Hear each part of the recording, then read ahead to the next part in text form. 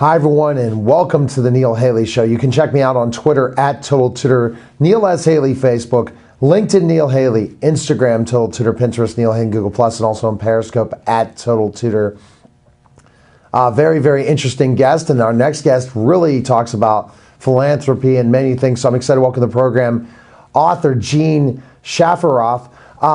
Dean, thanks for calling. You're the author of Successful Philanthropy. Dean, I appreciate you coming on the show.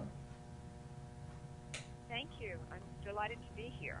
Yeah, tell me specifically how you got involved in philanthropic ventures. Was it something early that you thought it was very, very important? When I was very young, my dad was a school teacher, and he was very interested in the education of the children that he taught. And then I went to Catholic schools for 12 years now, and the nuns instilled in us the importance of giving back and helping those in need. And so that began this cycle and my interest in getting involved in philanthropy and really the giving back process.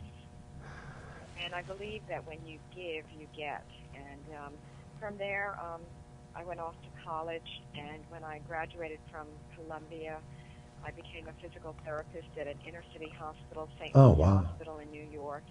And there I saw a lot of human suffering and people who just had a very rough time with health and finances as well. And again, that instilled in me this desire and also the interest in trying to do something. And see, that's interesting. You talked about your years in Catholic school, Dean, and about giving back and helping the needs of others that truly need it, which I think we miss at times in this country. We don't see how very lucky we are compared to other third world nations and other places that just don't have anything, or even the people that don't have a roof over their heads and don't know where they're going to be each and every day. Am I correct, Dean? Yes, and I've seen a lot of suffering all around the world. A few years ago, maybe 4 or 5 years ago, I guess it was 5 years ago, I was in Cambodia and traveled all over the country and went into an orphanage, and then I went into schools where the children really didn't even wear shoes to school. They wore flip-flops and left them outside, and they were all on wooden benches. And then I went into homes where we were helping to supply water wells because the people had no running water. And when you see how differently people live all around the world, you come back to the United States and you say, my gosh, we are so blessed. We have so much. Yes. We don't even realize what we have. And so, of course, we want to help. And so I think all of these life experiences, traveling, they help. And I think, taking children on trips like this can also help to instill in them the desire to help. And just to give you a statistic, I live in New York City. And in New York, 1 out of 3 children lives at or below the poverty line. So when you hear a statistic like this, you really want to do something. At least I feel very motivated and very interested in trying to do what I can. And of course I can't do everything. No, you can't. But you got to at least be able to do it. And I'm so interested in learning more about your book, but your story as well, Dean. Because, I again had a really, really interesting interview with the host of the Wonder List from ABC yesterday, CNN. And he talked about traveling all over the world and just the shock.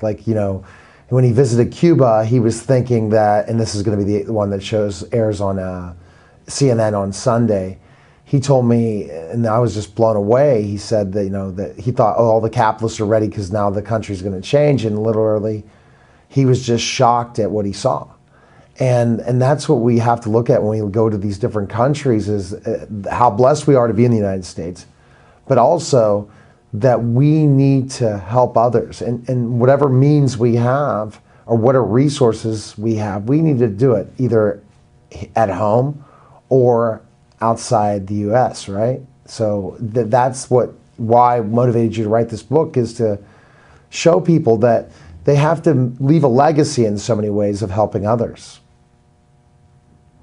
Yes, Successful Philanthropy, Make a Life by What You Give, the book Yes. I wrote, is all about encouraging and inspiring really everyone to get involved. And there are 3 ways that people can get involved, and sometimes people forget the importance of the time that they can give. Yes. Giving time is so important, and I don't think there's a person out there who could dispute the value of their time. And in the United States now, volunteerism is down, so we really need volunteers.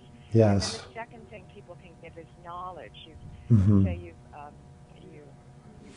lived a good life, and now you're a little older, and you have the knowledge of your life experiences, your work experience, your experience with your family, and that's very valuable. And then, of course, the third thing is the finances. And finances to give money, you give what you can, Definitely. when you can, throughout your life. And, of course, I say to someone, if someone's out of a job, Yeah. this is not the time to give of your finances, but you can give a few hours, either a week or a month, Yes. or even more, to a charity, and you'll be so rewarded, because when you give, you get. It's a great feeling to give and to help. Definitely. Believe me, there's such a need.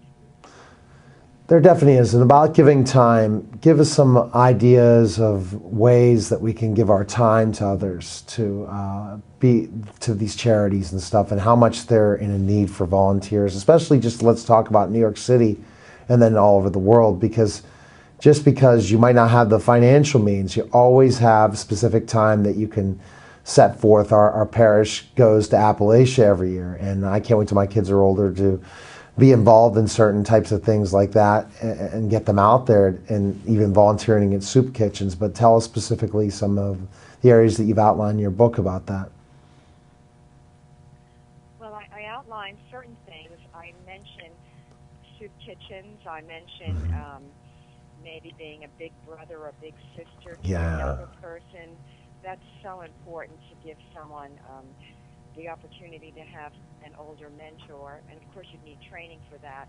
And then there's just volunteering, there's desk work at a charity, and a multitude of things you could do. You can, a young mother or can be a class mother at school. She can get involved with the school, and that's a wonderful thing, because you're at the school where your child is, and your child sees that it's important to you to get involved. And one of the things I discuss in the book is how I believe it's very important to teach giving and to teach philanthropy. Definitely. And not only is it important for parents to do this, I think it's very important for the schools also to do this. So I would love to see courses on giving and courses on philanthropy, starting right from the nursery school, because I think that giving can be taught. And if you learn about giving at an early age, you will become a giver.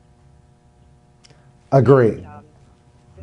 Yes, and I can give you examples of how a mother at home can help her child right from almost from the crib. A mother can teach her child to be kind to other people. Yes. She can discuss that not everyone is as fortunate as they might be, and that they must care for those in need.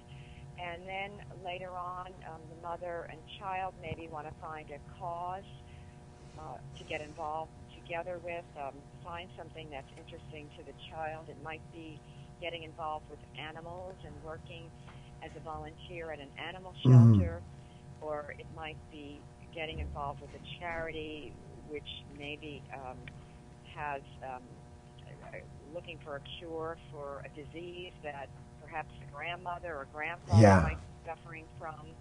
And these are all ways not only to give, but also to bond together with the family.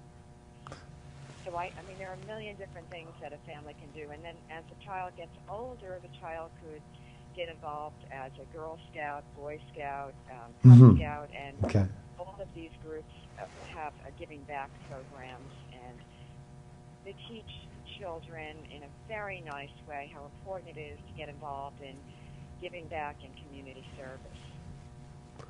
Yes, and you brought up a bunch of different ways, and first of all, giving your time is a big brother and big sister. I'm going to go back to the whole fact about giving and teaching giving and that volunteer process. But for people that are, in their millennial days or Gen X days, and they're saying, you know what, I'm listening to Gene right now, and I just say, I'm just not doing those things.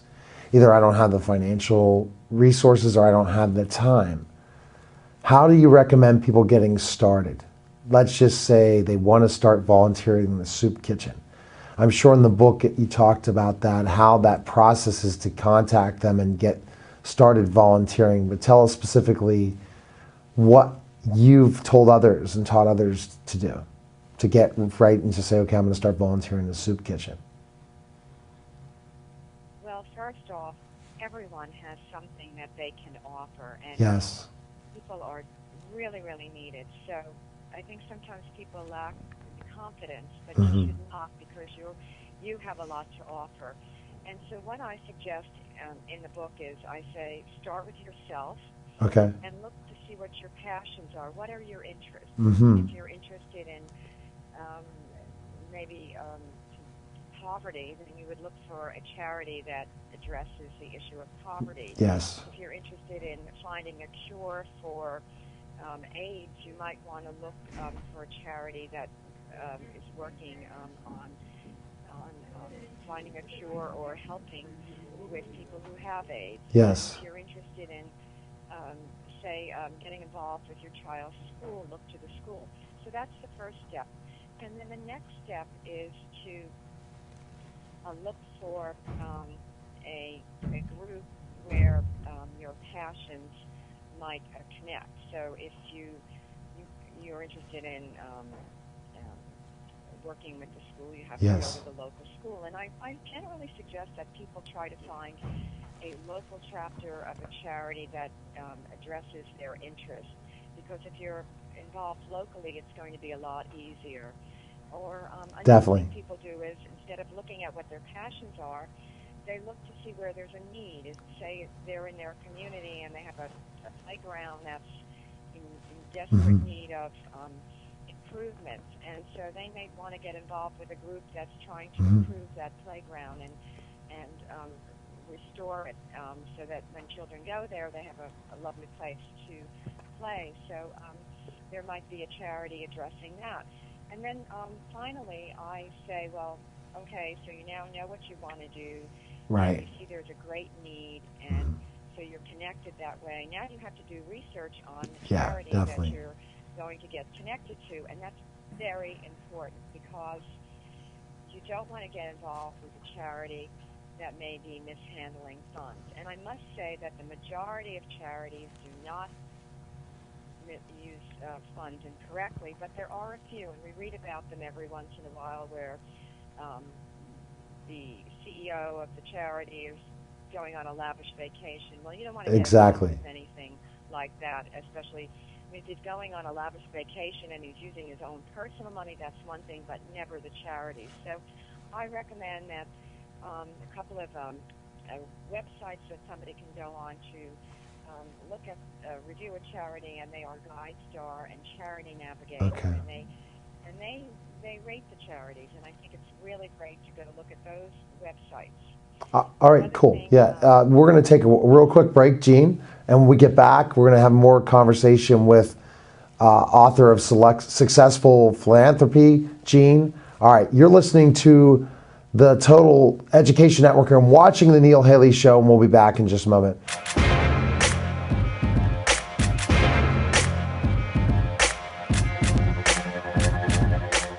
Hello, my name is John Bauer. I'm a paramedic supervisor with Tri-Community South EMS. I would like to tell you about hands-only CPR. If you see a teen or adult collapse, call or have someone call 911. Bare the victim's chest. Place one hand on the center of the chest and interlock both hands. Compress the chest fast and hard. Press 100 times a minute to the beat of the song Staying Alive. This will give you the correct rate for your compressions. Do this until EMS arrives. Stop CPR if you are too exhausted to continue. These two simple steps can double the person's chance for survival.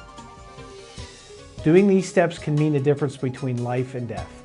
For more information on CPR training or our Speakers Bureau, go to tcsems.org or call 412-831-3710.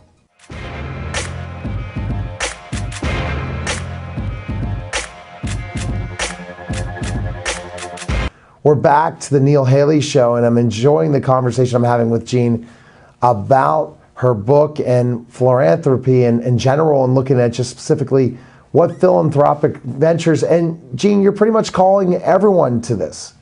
It doesn't matter what age, person they are, they can do this, right? To help make our planet a better place, correct?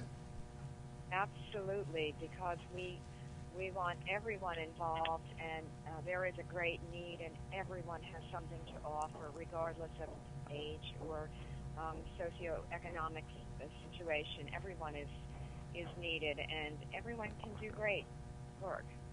Truly, they definitely can. You know, one of the Yeah. yes, the millennials, working people, stay-at-home mothers, and then the retirees and empty nesters are all very, very important to this.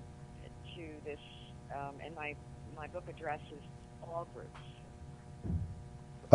What'd you say? I missed that last thing. My group addresses all groups. It's for all everybody. groups. Okay. I even think my book would be a textbook in high schools and then colleges, and it would be an easy read or a required reading book, because I think there's a lot to gain from it. So the other things I go over in the book, I talk about if someone's thinking of joining a charity board, well, these are the things that Yes. charity boards look for in people, and sort of the responsibilities that someone might have if they're on a board. I talk about if you're thinking of starting your own charity, well, these are things you ought to consider very seriously before you do it, because running a charity is just like running a business. It is, yeah. And it really is. It's, you have to have a profit and loss statement, and really watch that. You're under government scrutiny in the United States, and you're required to file a 990 form with the U.S. government, and so you want to be 100% on board if you start a charity.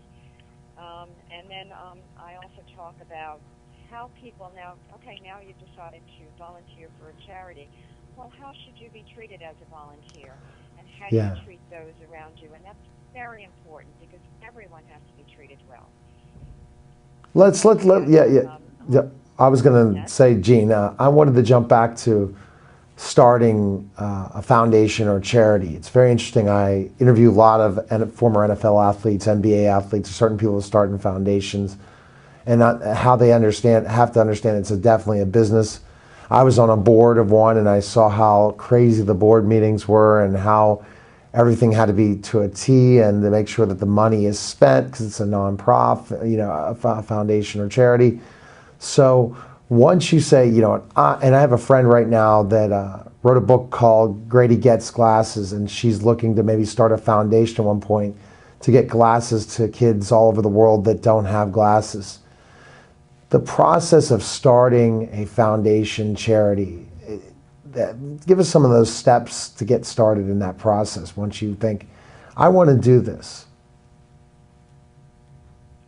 Well, before you even start, you should think very carefully about whether you should start a charity, and you should also research to see if someone else has a charity that's doing the same thing that you might want to do, because there's a lot of duplication. So going back to your friend who wants to provide eyeglasses to children around the world, there may be another charity that's doing the same thing, and if they're doing a very good job, it might be best for her to get involved with them. Yes, definitely. To think about. But once you've decided that you've come up with an idea and it fills a niche that's needed, that fills a need, and you don't think anyone is doing that, or you think you can do it better, Well, the next thing you do is you have to apply for 501c3 status with the government here in the Yes. United States, and it's a lengthy process. It doesn't take it takes longer than you think. Yeah. I'm not sure how long it takes, but I know it can be lengthy. And then you have to say, okay, I guess unless you're an accountant, you'll probably have to hire an accountant to help you with your books. And you may want to do everything on a volunteer basis where you volunteer your time since your charity will be small. But some of the things you should think about is, well, if you're starting a charity, there's a ratio for all charities, and that is that in general, 20% of your revenue should go towards your overhead, only 20% or less. Okay. The rest needs to go to program activities.